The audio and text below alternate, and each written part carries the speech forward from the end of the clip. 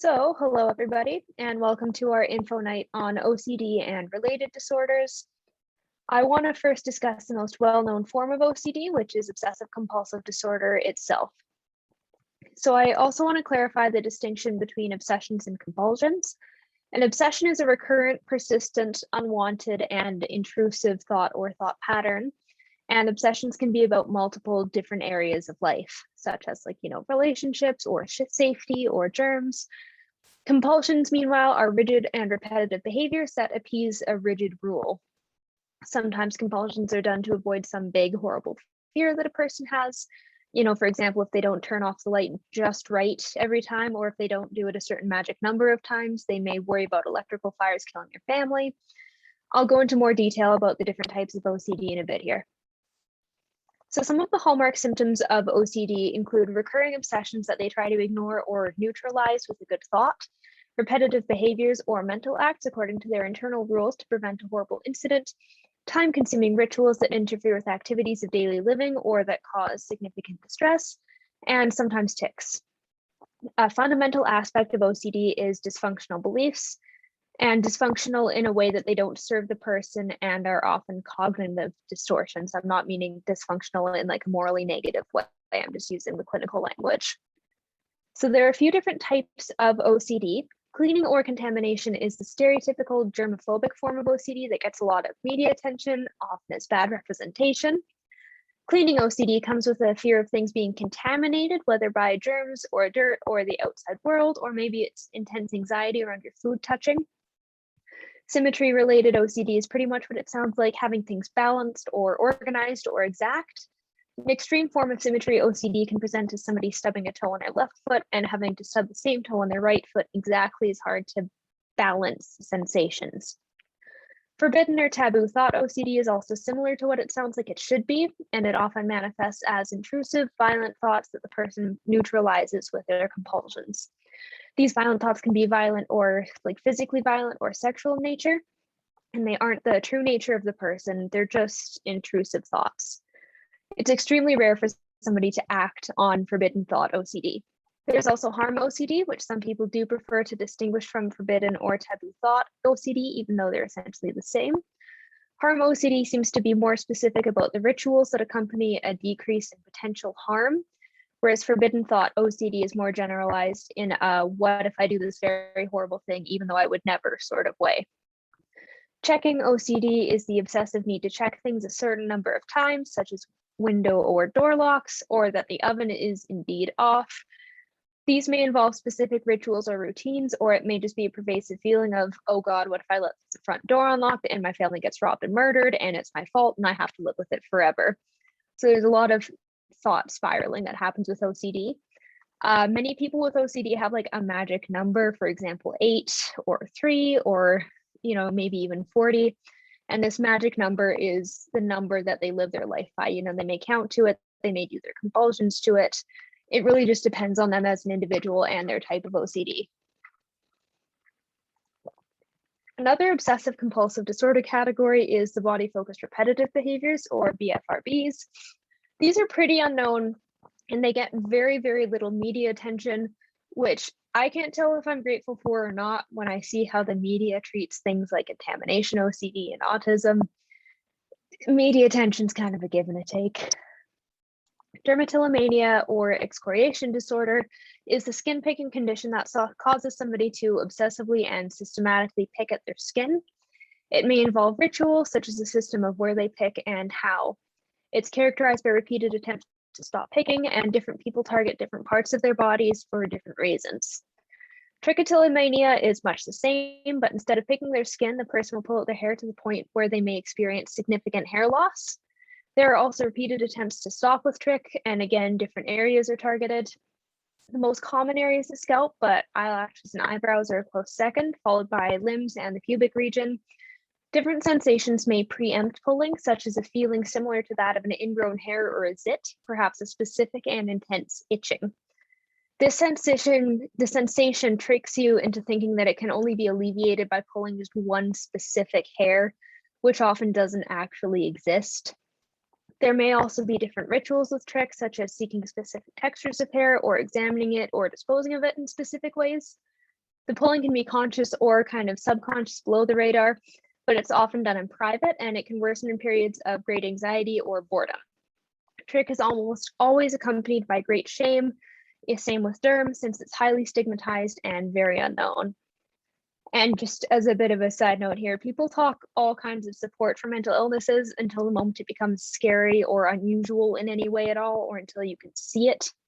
Some people want to romanticize mental illnesses, like depression or anxiety, but this just infantilizes and minimizes the struggles of people with these illnesses, and it doesn't lend any attention to actually supporting these people. Trich gets zero media attention, and my personal theory is that part of the reason is that it's hard to romanticize bald spots, and it's hard to make obsessively picking cabs seem quirky or desirable in any way, kind of the way you can make anxiety seem like shyness.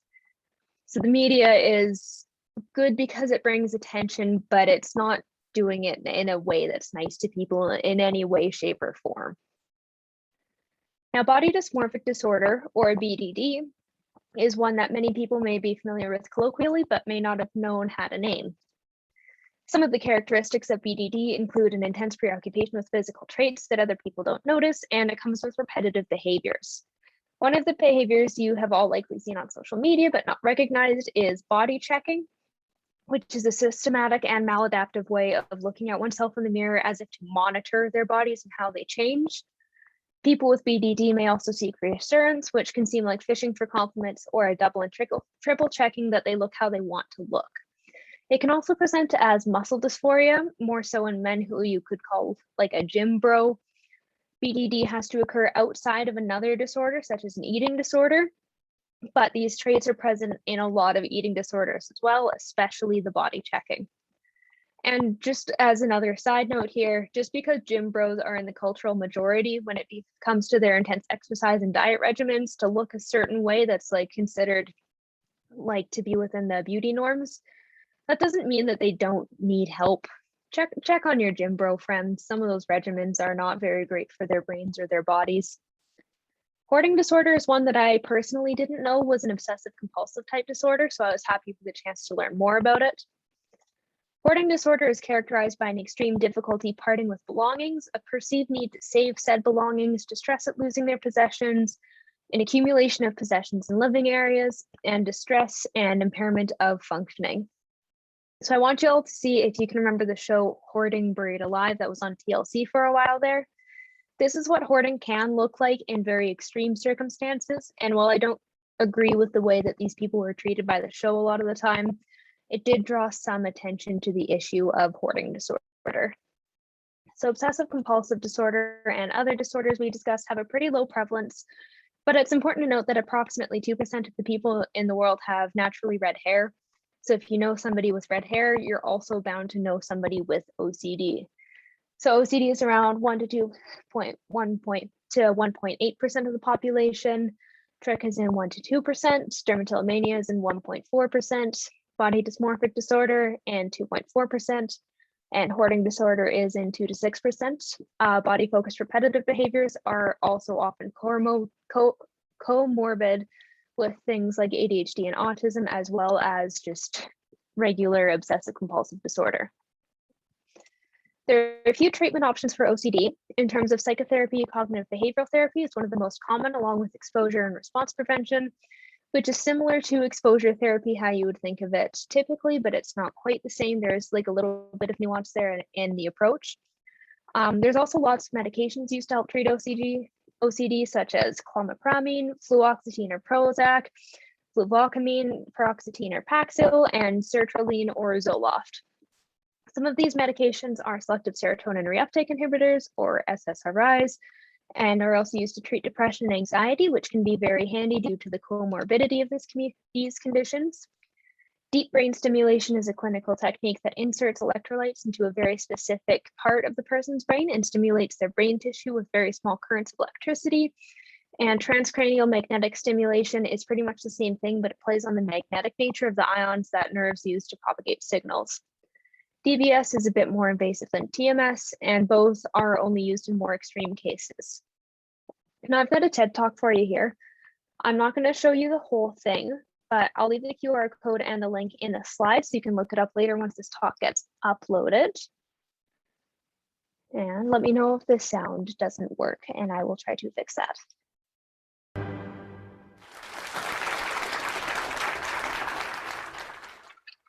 It was my 8th shower of the day, and I still couldn't convince myself I was clean enough.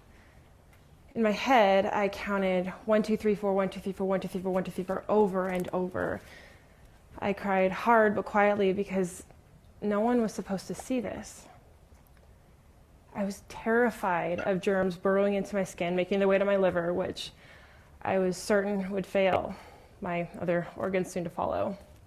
And the images just looped in my brain as I counted 1, 2, 3, 4. I just wanted to be clean, and I couldn't stop. The water was getting cold, and my fingers pressed soap into my purple loofah without my permission, and I couldn't stop. I slam the loofah to the floor, and this thud gives me away, and my husband opens the bathroom door. "Baby, are you okay?" "No," I said, "I can't get out." I never thought I would have to share a moment like that with anyone.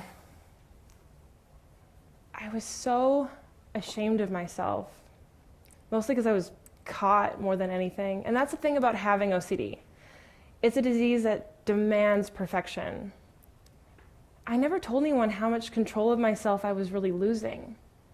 I kept these stories to myself because telling them just would have proven how imperfect I was. Julia Britz, the crazy OCD redhead. Not exactly the look I was really going for. But it didn't start out as full-fledged OCD. When I was a little girl, it was clear to me other kids trusted the world around us, but I knew it was a threat. Every year life got scarier, and I decided there was no way they weren't feeling the same big panic that I was, and that was really confusing. Maybe it wasn't that they felt safe. It had to be they were just better at hiding it. So I learned to smile when I was sad and to speak fast and loudly to distract people from noticing how anxious I really was. Ironically, accelerated speech comes off as a bit neurotic, so it was sort of a lateral move. But I was skilled at hiding. And for years, my family had no idea of the secret world that I lived in. They assumed I was just indecisive because it took me 2 hours to pick out a candy bar. I needed constant reassurance, which seemed like the insecurity of a worrywart. And I apologized excessively and confessed my shameful thoughts, creating the reputation that I was this hypersensitive soul. I sunk further into the quicksand. As a teenager, I started checking and rechecking every closet and cupboard in my house for serial killers. I lied about long bathroom lines so I could wash my hands as much as I had to, often until they bled. And to the world, it looked like my life was perfect. But I was suffering in a box alone, confused, and severely ashamed. Ashamed of whatever it was that made me crazy. I wanted to destroy it so badly.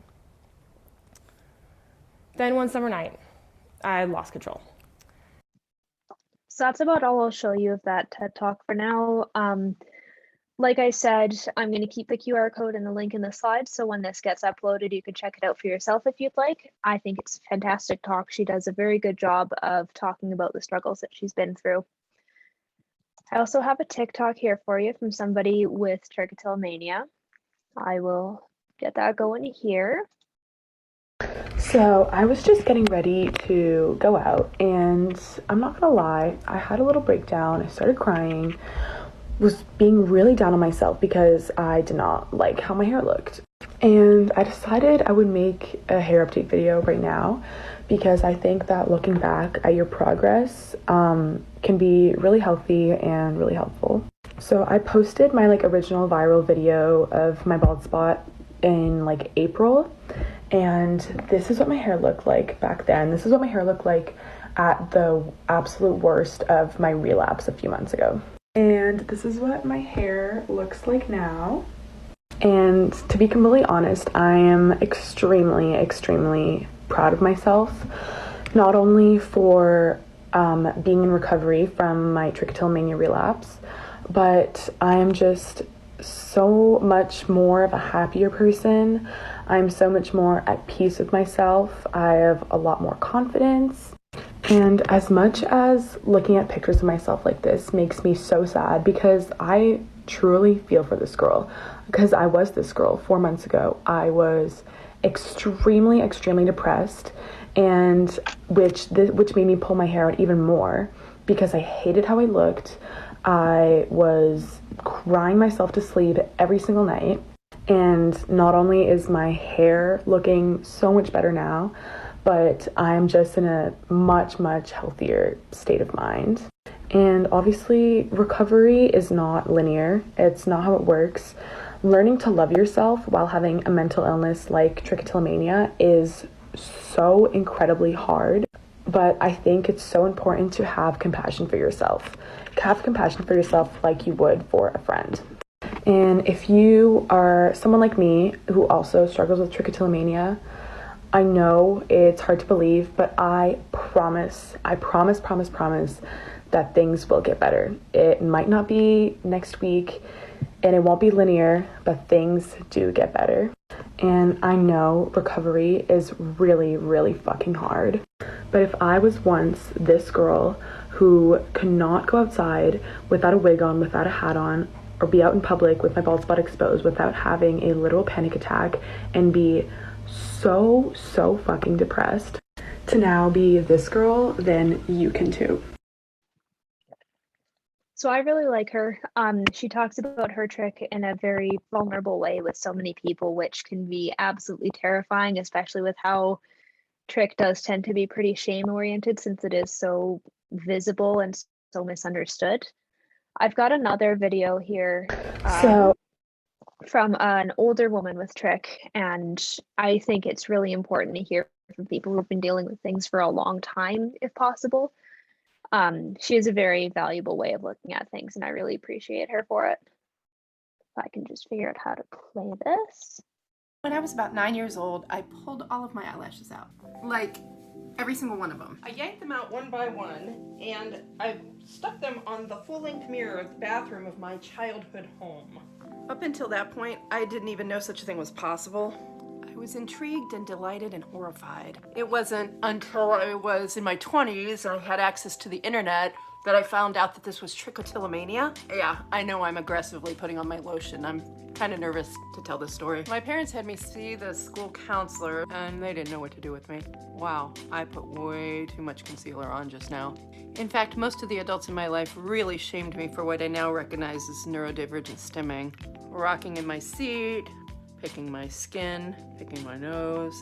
In fact, just about every adult in my life shamed me for these things that were compulsions of mine that I really could not control. Again, with the aggressive powdering. I tried just about everything to overcome this compulsion, and then also to try to mask the results, including different eyeliner techniques and false lashes. You know how often media depicts feminine beauty by long lashes?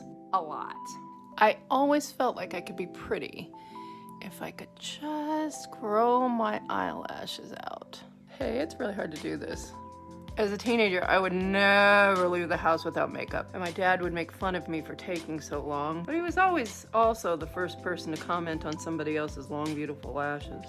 I was really self-conscious about people looking me in the eye. When I was a freshman, there were 2 senior cheerleader girls that I didn't even hang around with who really liked to bully me. And one day, in the middle of the cafeteria where it was really busy, they kept yelling and yelling and yelling, "Hey, piggy eyes!"